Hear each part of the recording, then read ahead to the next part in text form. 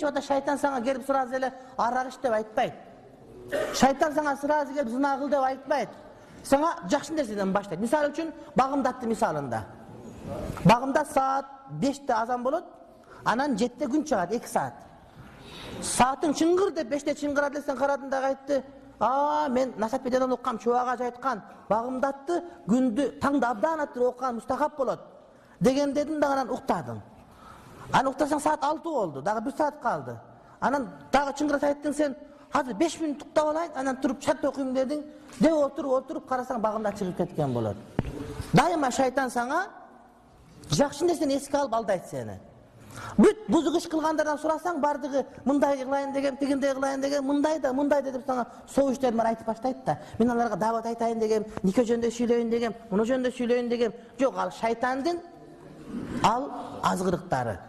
Ага ишенбеш керек.